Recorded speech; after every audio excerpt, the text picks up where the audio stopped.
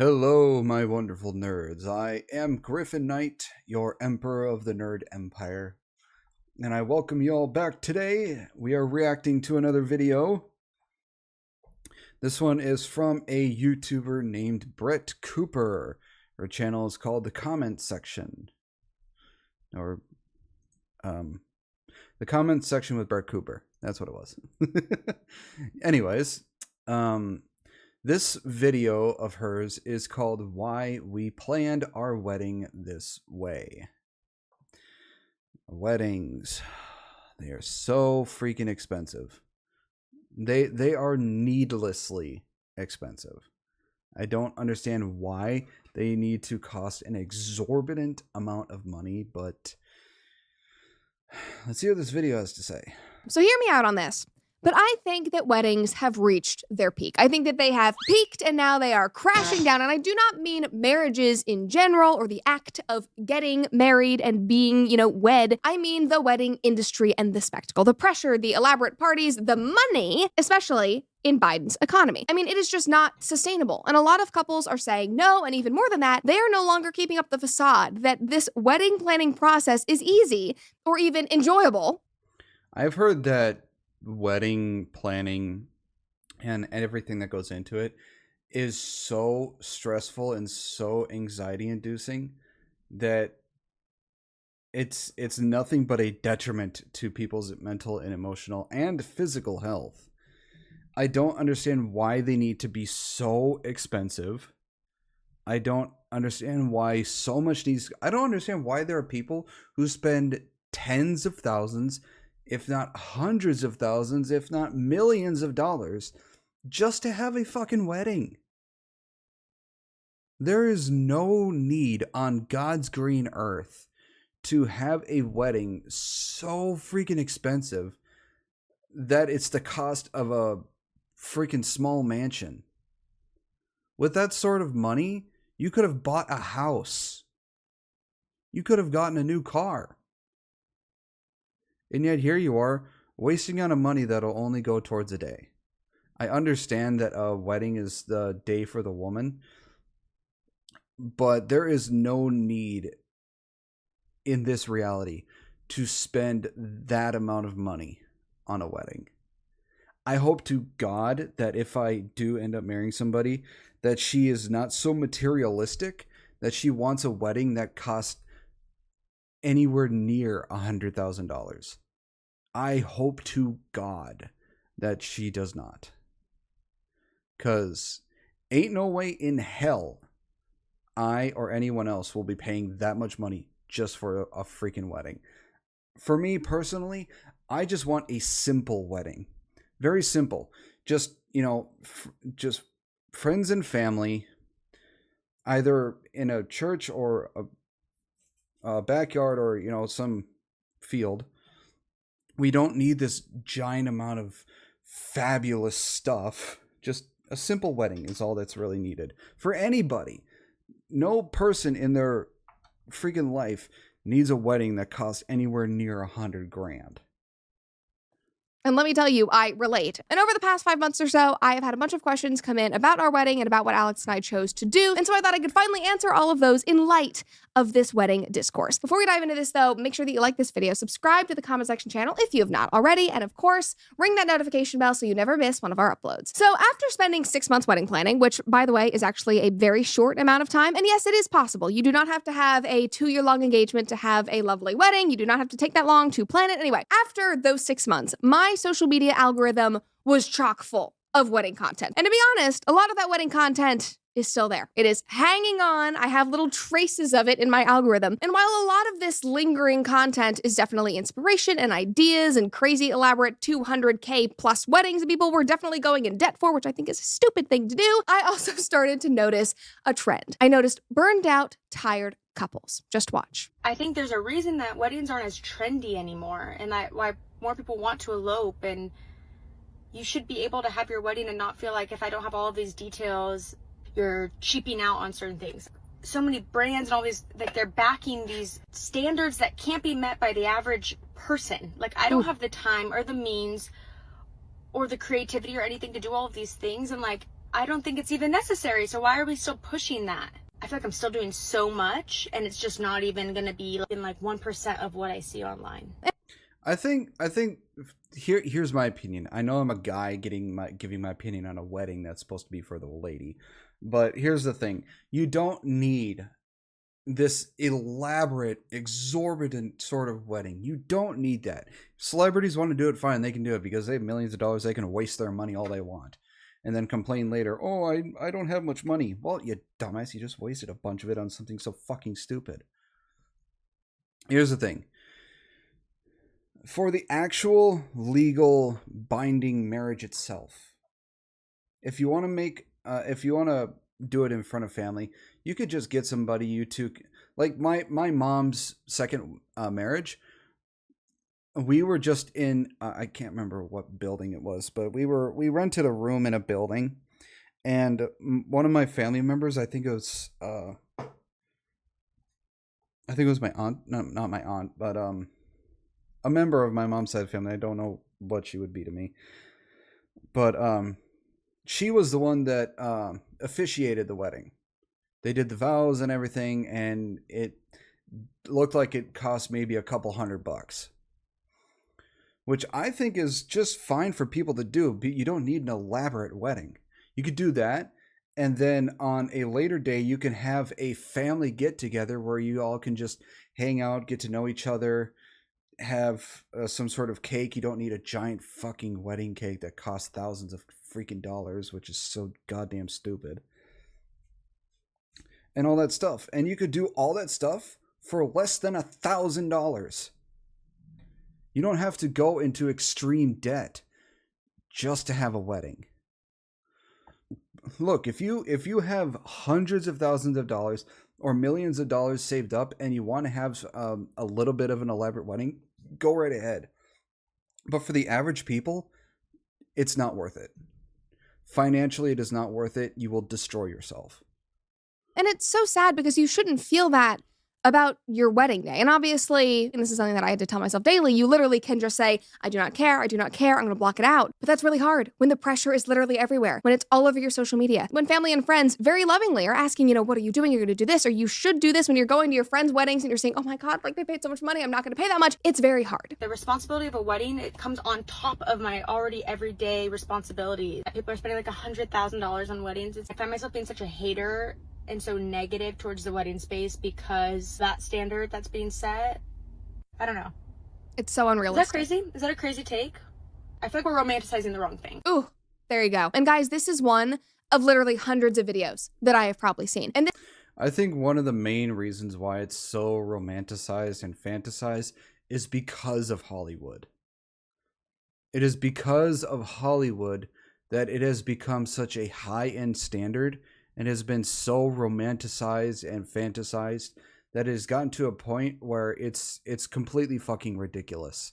It's not worth putting yourself in debt. this is from wedding vendors, photographers saying so many things in the wedding industry have changed. I'm leaving the wedding industry. I just can't take it anymore. This is coming from brides. This is coming from maids of honors who are saying, I just can't give all of this to weddings anymore. People are just done. Now, her caption read, it might just be me, but I personally feel so much pressure and competitiveness around weddings. I think we get lost and forget what the day is actually about. And that is just so good. And the competition, that part is so key. And it's not just the things. What are people trying to compete for in weddings? To have the biggest and best wedding? When did weddings turn into a fucking competition? When did we forget that a wedding is supposed to be a day where two people are starting a new life together in a loving relationship? When did that get lost? Have I been living under a rock, or when did weddings become a fucking competition? That you see online. Now, something that you're talking about it like it's a competition in the fucking Olympics. Don't really consider, or that I didn't consider until you're in it, is all of the opinions that you will have to muddle through. Opinions from people who are not you and not your fiance, who are not in the trenches with you, paying for the wedding or planning it. And this literally makes me feel crazy, but it's so nuanced, and I want to make sure that I'm threading this needle correctly. But obviously, you want everyone to enjoy themselves. That should be the goal if you're hosting a big group and people are flying in and want to celebrate with you. But the constant bending over backwards and what will they think, and well, they did this and they think that we should do this, and oh, this person doesn't want to travel. I mean, it's just, it's exhausting. And at some point you do just have to tune it out. And listen, if people want to help pay, let them pay, and then you can listen. But if not, and you're paying for it yourself, then do what you guys want. Somebody commented and said, yes, it's almost like a show off of how extravagant can you go, and worried about the guest experience more than your own. Somebody else said, remember, weddings used to not be this big production. Maybe we're finally hitting the wedding cycle where intimate, cost-effective is finally in. Completely agree, and I do think that we have reached that point. That's why I said we hit the peak, and now we are coming crashing down. We are leaning into cost-effective and, more importantly, meaningful and intentional weddings. And intentional is what Alex and I prioritize the most, but we'll talk about that in a bit because I will answer your questions. But another person commented and said, weddings have become about the show and not the people. Do what you want. And honestly, guys, and maybe this is a hot take, I do think that this attitude is contributing to the divorce rate. Like, I genuinely do. Because having a wedding and throwing this party and being in your bridal era have become this status symbol. Not marriage, but the wedding and that period of being a fiance. Like, women crave it. They desperately want to be a bride. They want to have the wedding. They want to be the princess. And often that supersedes the desire to be married. Now, I'm not saying that that stuff isn't fun and it's not important to celebrate and enjoy yourself in that period, but that has become more important. Like, I just watched a video on TikTok and a girl posted her walking into her surprise party after she'd gotten engaged. Like, her now fiance planned this whole thing where her friends and her family flew in. And so she walked into the house and they were all there. It was really cute. But she captioned this video in total seriousness. He knew when to step back and let me have my moment. I love him so much. And what she's referring to is that she walked into the room and her fiance took a step back out of frame and she went, ah, ah, like all of this. And she was applauding the fact that her fiance wasn't even in the video and that it was about her. It's like, we're so... Yeah, see, I understand the wedding and stuff is more for the woman, but to completely exclude your future husband, I think is a very dickish and disrespectful thing to do. Because while most of it, yes, is for you, you're not the only one that the wedding is about. It's not just 100% you. Your groom, your fiance, the guy is also there to get married to you. He is in this. He is involved in this. It's not only about you. And to exclude your future husband in any of that, I think is very disrespectful and disingenuous to the person you are going to spend the rest of your life with. Passionate I feel about this, it's so dumb. The attention and the throwing of a party has taken precedence over laying the foundation for your marriage. And I think that that is where we have seriously gotten off track. I mean, people are literally delaying getting married and putting it off because they have this idea of what a wedding should be and has to be, and they just can't afford that. So they think, okay, well, we're just not going to get married because we can't do that. But you're delaying the most beautiful part of the entire day, the reason that the day is happening. And it's like, that matters so much more.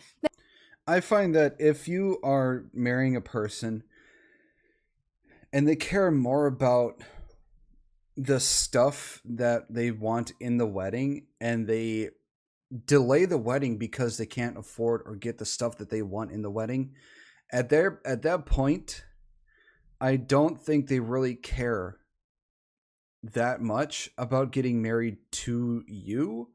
They care more about the experience of the wedding and the show of the wedding rather than what the wedding is supposed to represent. And I don't think that is probably a very good person to get married to, because after all that is said and done, how are they going to actually be as a wife? It's just like, it's like in the past couple of decades, or I'd say at most 2 to 3 decades, the meaning behind a wedding has completely gone off the rails. Nobody seems to remember what the wedding is supposed to actually represent and is supposed to be. People only see it now as an experience, as a show, as this, as they say, of this big competition to be or have the best wedding, the showiest wedding, or whatever stupid other thing there is. I want to get married one day. but I don't want it to be one giant show. I want it to be an actual wedding and what a wedding is supposed to represent. Then the cake and the flowers and the perfect venue and the insanely expensive photographs and the perfect dress. It's like the marriage is what should matter most. Now here's another bride sharing her take. I'm going to drink some tea and try to calm myself down. As a 2025 bride, I'm here to just give you a little bit of wedding realness, getting married realness that I feel like this app is missing all of the time. Those marriages in your family, like your grandparents or your parents that you look up to, don't have a million photographs and a million picture perfect events and moments like on camera that they have to show you. They just have the genuine love and incredible relationship that you look up to. I feel like there's so much stress of like, it needs to fit the aesthetic. Like, I'm literally a designer. I literally work with high fashion brands at a footwear company, and I know aesthetic and I got the aesthetic down. But that doesn't mean that I captured it perfectly. And that doesn't mean I have the like millions of dollars to like show it off with a photographer in a certain way. And just because you didn't have the photographer and you weren't able to capture it does not make the aesthetic less meaningful. You can still have a beautiful thing and also not spend the literal millions of dollars to have the content creator. Weddings have content creators now. Normal people. Like, I understand if you are some big influencer and you're doing a whole thing and all of that. But if you're just a normal person, they're literally hiring people to walk around with phones so that the next morning they can post stuff on their Instagram stories. Look, I believe that a wedding does not need pictures. It does not need videos. While, yes, it is nice to have so you can look back on that memory of your wedding and, you know, days gone by and whatever, but it does not need this stuff to really capture what a wedding means and what it represents and what it is supposed to be. Because like that lady said, your grandparents don't have that many pictures of your wedding. My parents don't have that many pictures of their wedding. They have more pictures of me and my brother as babies than they do of their own wedding. They have at most maybe 10 to 20 pictures of their wedding, and that's about it. I don't even know if they have any sort of recording of their wedding. But that didn't make their wedding any less meaningful. They're separated and divorced now. They've told me that they love each other, but they're just not in love with each other. Meaning they care about each other, but they're in their own marriages, and they're still friendly and everything. They respect each other. That's just how it is. But you don't need to have millions of pictures or millions of minutes or hours of video of your wedding to make it any more meaningful than it is supposed to be. And I don't understand people who need all that stuff. It's just vain to think that you need all that stuff. Bruh. Like, listen, if you have the money, that's great. But it's like, we're prioritizing that. We're going into debt so that you can have Instagram stories. That's like, I want to like throw the whole thing away. And again, the comments were all commiserating. Somebody said, weddings have become a showcase, and the sad part is that it's normalized. 2025 bride here, and I'm so beyond stressed. I understand. It was a very stressful time. Somebody else said, as a wedding vendor, yes, yes, yes. The real meaning behind all of it has been lost for a while now. Brides, grooms, families are too caught up in the details to enjoy the big day or the process. Another person said, it's IG. People feel like they need all these perfect pics to post. It can take the fun out. It's a show. They're right. That's the best way to put it. But more importantly, in my opinion, it's a business. And you have to understand that. Like, the wedding industry is a profitable business. So they obviously will continue to encourage more and more and more, even while we have less and less money and become exhausted by the entire process. And I want to be clear that I'm not hating that, because that's just how business works. That's capitalism. It's the truth. But as a bride or a groom or the couple getting married and planning this whole thing, you just have to be aware that that's what's going on, that really is the motivation behind it. You have to be intentional about the choices that you're making and the money that you're spending, because money is tight right now. And you have to be sure that you're spending it because you want to, and not because you think that you should have it because it's what you've seen on Instagram or on TikTok or in magazines or on your vendor's website, or because your vendor told you that it's popular and you should have it. I loved this summary. This girl said, we are so poor in 2024, but we have access to more ideas and therefore more competition than ever. It is so hard and it's unfair. Now, it's definitely hard and it's hard to muddle through, but I wouldn't say it's unfair because it's just our reality. And again, it's just business. They're going to want us to spend more money, which just means you have to make decisions, you have to make cuts, you have to set your priorities, which we literally have to do in every single aspect of our lives. And it would be nice if we didn't have to do that for our weddings. We could just do literally whatever we want, and all common sense and rationality and understanding of money went out the window. But getting married and having a wedding is just part of life, so it still falls into that reality. I think it's said that there are people who believe that you can't have a beautiful wedding unless you spend thousands upon thousands upon thousands upon thousands of dollars. I think it's completely fucking ridiculous. You can have just as beautiful of a wedding spending less than $1,000 than you can to those who spend thousands, if not tens or hundreds of thousands of dollars. You can have just as beautiful a wedding as those people, spending less than $1,000. But there are people who firmly believe that you can't have a great wedding. You can't have any of this. It's going to be a dull and boring and stupid ass wedding unless you spend this amount of money. It's just like, no. It's ridiculous. Why are you trying to put yourself in financial destitute just so you can get married to this person and try and have the showiest wedding possible? I don't get those people. It's completely ridiculous. Bucket where you do have to make decisions and you do have to prioritize things. And Alex and I certainly had to do that for our wedding. Now, a couple of months ago, I put up a community post. And so I'm very sorry because this video is very delayed. But a couple of months ago, I made a community post and I asked if you guys had any questions. Oh, wow. I gotta say that the contrast between, I gotta say, she's very beautiful in that dress. The makeup, the hair, and all that stuff, very beautiful. Very, very well done. About this or about our wedding and wedding planning. You guys showed up with lots of questions, so hopefully this can be helpful. And if you guys want more information or more of the story of our wedding and how we did it, my friends at the Conservatoire, they are some of my closest friends. It's an amazing magazine.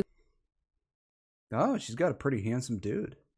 You guys should all go read it. They came to our wedding and they wrote an absolutely beautiful piece on it. I just love it. And I go back and I read it every month or so because they covered it so beautifully and they captured literally every single moment. It literally is the most precious thing to me. So if you want to read that story, that's on. Oh, and they captured literally every single moment. It literally is the most precious thing to me. So if you. I like that. This is great. This is awesome. Such a wonderful picture. I think it's awesome when the guys do this with their wife on the wedding day. This is such a great move to do. You know, kudos on her husband, whatever his name is. I don't know his name, but yeah, that's pretty cool. I like that. If you want to read that story, that's on their website and we can link it below. But anyway, hopefully answering these questions can be a bit helpful. So on that note, obviously this makes sense because of the state of the economy. A bunch of you guys asked me if there was anything that we splurged on and were willing to spend extra money on. Regina Fortune said, number 1, where did you go on your honeymoon? Number 2, is there anything you did during the wedding that is considered untraditional? And then number 3, what was the one thing in your wedding that you didn't mind splurging a little on? So just to give like the 2 rapid fire, we didn't do a big honeymoon. We went to North Carolina. We went to Old Edwards Inn in the Highlands. Oh, it was so beautiful. It was so easy. It was so relaxing. After planning a wedding, especially after planning one in such a condensed period of time, because we really only started planning in January, to be honest, and we got married at the end of March. It was nice just to be able to get in the car and drive somewhere and then just like turn our brains off and relax. So highly recommend. And then number 2, the first thing that comes to mind is that my brother walked me down the aisle instead of my dad, which I had always wanted. So I loved that. I know people have had some hot takes about that, but it was what was right for me and I loved it, which I had always. I love that. Dude's I like the cowboy look. It's awesome. Yeah, this is really nice. Wanted. So I loved that. I know people have had some hot takes about that, but it was what was right for me and I loved it, would not change it for the world. So number 3, splurging. I would say that we splurged on food and music. We got quotes, oh my God, from so many caterers and we looked at venues with catering packages and they were obscenely overpriced for what we knew would be mediocre wedding food. Like we were not interested in spending $25,000+ on cold chicken breast that I could have cooked better at home with my Good Ranchers, which by the way, we literally considered doing when we saw the price of everything. We were like, we'll just have a party at the house. We'll grill out. That is how much I love Good Ranchers. And you guys are going to love Good Ranchers even more after you hear this insane deal. So as we approach the upcoming guaranteeing. Sorry, I don't really much care for sponsors. I do apologize to Brett Cooper and any other YouTuber out there that I skipped the sponsor on, but unless I am actually genuinely interested in the sponsor, I don't really listen to it. So I do apologize for that. Your family 100% American meat until 2028. Again, that is goodranchers.com/Cooper and use promo code Cooper at checkout. And maybe even order some to use at your wedding if you want to save money, because honestly, that was an incredible idea. But we were willing to spend around half, probably less than half of that, on a very non-traditional barbecue buffet. Like, we are obsessed with barbecue. Alex barbecues basically every single weekend. We live in Tennessee, so it makes sense. It's also a lot of food. It's very filling. They were able to keep it hot and fresh. They made it right before we walked in. It was amazing. Now, again, with the standards and the aesthetics, did it look like a perfectly plated Pinterest board tablescape? No, it did not. I had like baked beans overflowing on my plate, but I was very happy. And it tasted amazing and people were full, and that was the most important thing. People had traveled to be here. I wanted to make sure that they were happy and fed. Now, one thing that we did not splurge on in terms of food was we did not do appetizers. We did not do past hors d'oeuvres, which I'd wanted to do from the get-go. We did have custom cocktails and people passed out during cocktail hour, but we did not do the hors d'oeuvres. That would have cost us thousands of dollars, so decided not to do that. But we didn't do it because we knew that we were already feeding people enough, even though literally every wedding blog told us they're gonna be starving, they need food. Ignore.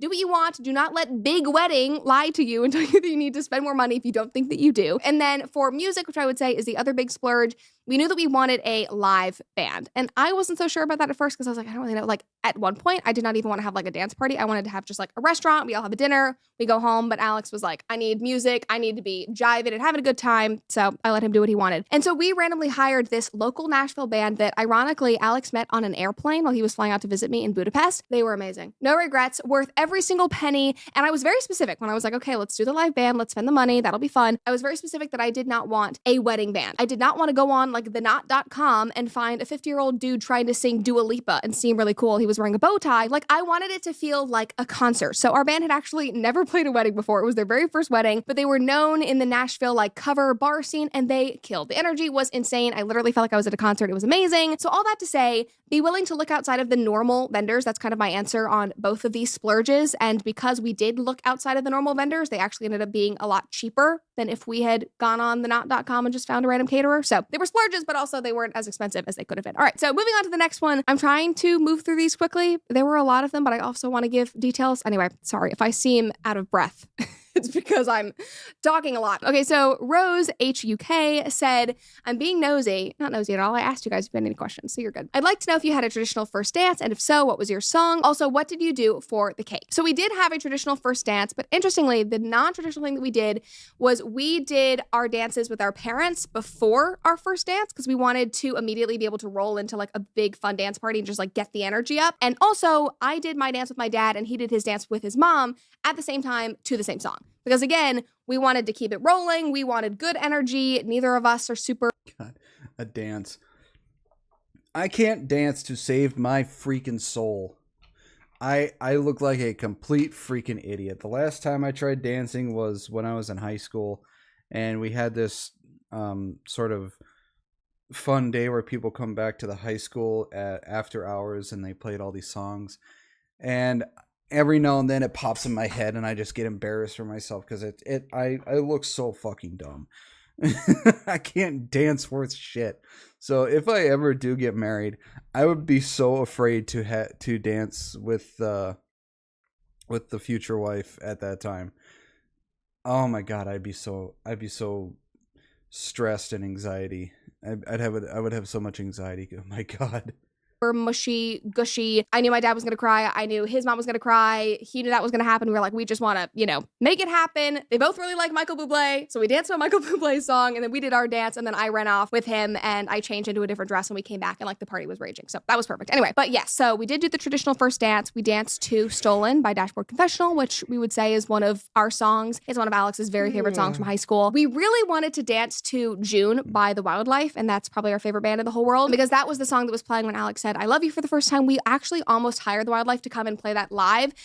that was a splurge we were not willing to pay. So that's just, priorities, guys. But we wanted to dance to that, but the beat was just not really conducive for dancing. So instead, I walked down the aisle to that while one of our really good friends sang and played it live with his acoustic band, which was just, it was so beautiful. And then for the cake, and this is so much fun, we actually had one of our very close friends bake the cake. She's like my second mom. And then randomly, she was also on the Great British Bake Off. And so she's an amazing baker. We had funfetti with tons of flowers all over it. And also to make cakes cheaper, even though full disclosure, she did give us the cake for free and it was like a wedding present for her to make the cake. We did a very small wedding cake and then she made a sheet cake for everybody else because it was just easy, didn't take up a lot of time. Everybody, like, they're just, you're handing out the cake. Ask your baker to do that. It's so much easier. Also, if you have anybody in your life who is good at baking, who lives in the town where you're getting married, just ask them because you don't need to have the craziest cake in the entire world. And it's honestly really special to have it be made by somebody that you. I always had this feeling that the more expensive the cake was, like more extravagant the cake, wedding cake is, the worse it probably tastes. Because I've seen these elaborate cakes and weddings for pictures and videos and stuff. I look at those cakes and I'm just thinking like, that probably tastes horrible.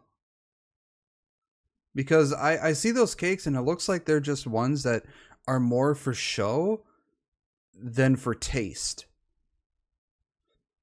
Like if I ever get married, if I ever eventually do start, if somebody decides that they're willing to date my dumbass and marry my idiocy, that I would hope that they're okay with getting a small cake that is made more for taste rather than looks.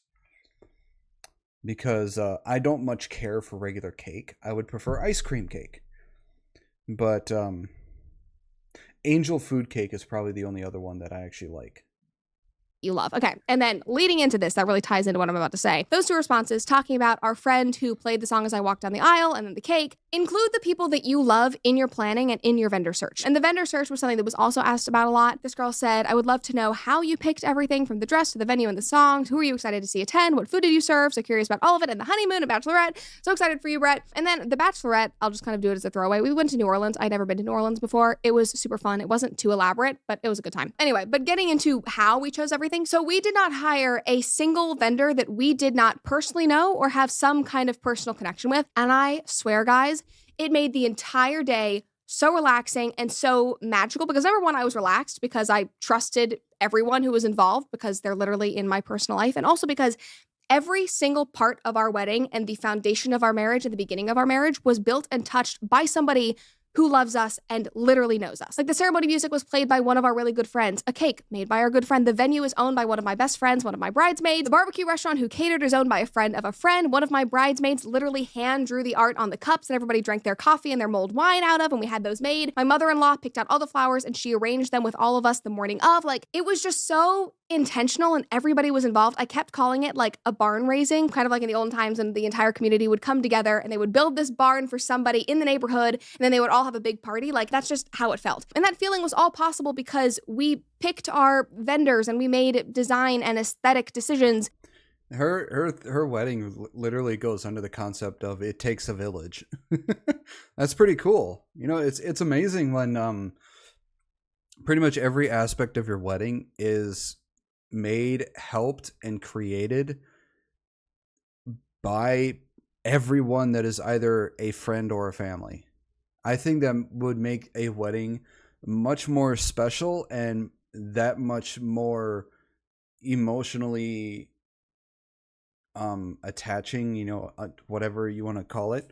I think it would just make it that much better because it was made and built with so much love and care by those you love and care that are in your that are in your life, friends and family. I think it makes the wedding that much better than it would if you had just hired some random people to help you build your wedding.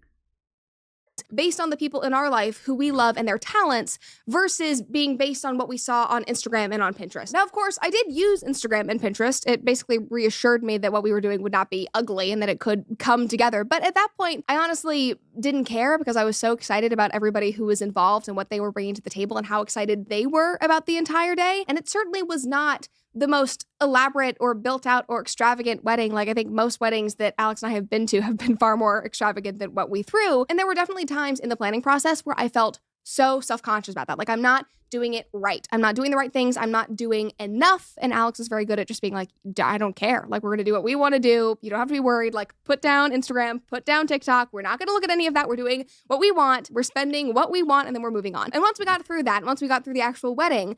Yeah, when it comes to weddings, probably one of the worst things you can do is go on social media and see other people's weddings and worry yourself to death thinking that your wedding is not going to be as grand or as great as other people's.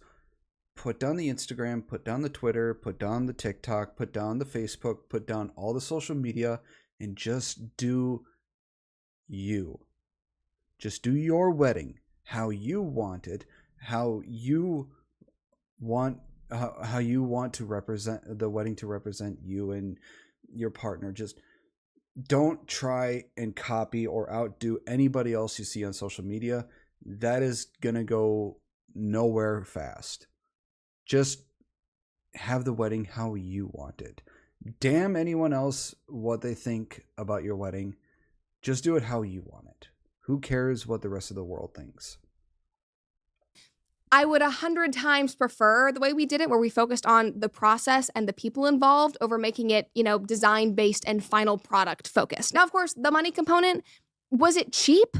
Not really, but barely any weddings are cheap. Now, in the grand scheme of the wedding industry, it was very cheap. It was very cheap and on the low end of budgets. But full disclosure, of course, this was not a $5K and under wedding, even though so many of our friends and family donated their talents and services, which did get the price down by a crazy amount. But at the end of the day, all the money that we did choose to spend was intentional, and we were proud and so excited about where and how we were spending it, and it was purposeful rather than being based on impulses or wedding standards that we had seen online. And I mean, guys, I tormented myself over this. I was so careful about how we were spending money that I would spend hours literally going back and forth, sometimes crying. You guys know I cry a lot. Literally debating whether or not to buy something or hire somebody, because I was like, do I want to spend this much money? Am I doing this because I want to or because I saw it online? It was almost too much. But again, it was better than the alternative and letting it get out of hand. So we walked away from the entire process very tired, but very happy. I don't think that we would change a thing. Our guests were happy. Our families had a great time. They were happy. We had a great time. So that's the most important thing. And it's a day that we will remember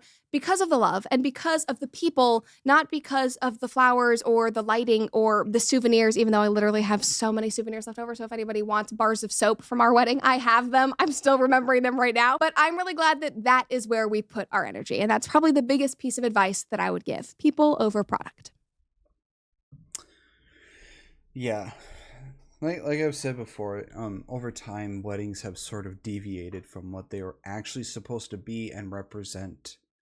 And that it has gone more into focusing on the process, the final product, how much money has gone into it. It's gone so far off the rails that people seem to have forgotten what a wedding is supposed to be and what it's supposed to represent for the two people who are getting married. I say congratulations to Brett Cooper. She looked fantastic. She looked so beautiful in her wedding dress. I'm glad she had such a fantastic wedding, and I hope that her marriage lasts for years to come. So congratulations, Brett Cooper, on your wedding. I hope it was a wonderful one, and I hope you have a wonderful marriage. That was Brett Cooper's Why We Planned Our Wedding This Way. Let me know what you all think. Do you have any stories or any things you'd like to say about weddings, what you believe they're supposed to represent, or anything you have to say at all? If you enjoyed this video, please give it a thumbs up. I implore every one of you to join my nerd empire. I have a Discord that I invite anybody who wishes to join.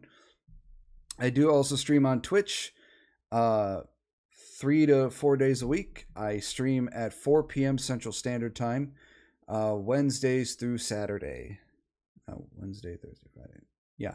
Sometimes I'll not stream on Wednesdays, but it's mainly Wednesdays through Saturdays, 4 p.m. Central Standard Time. So make sure to go check me out over there. Give me a follow over there and come join my nerd empire.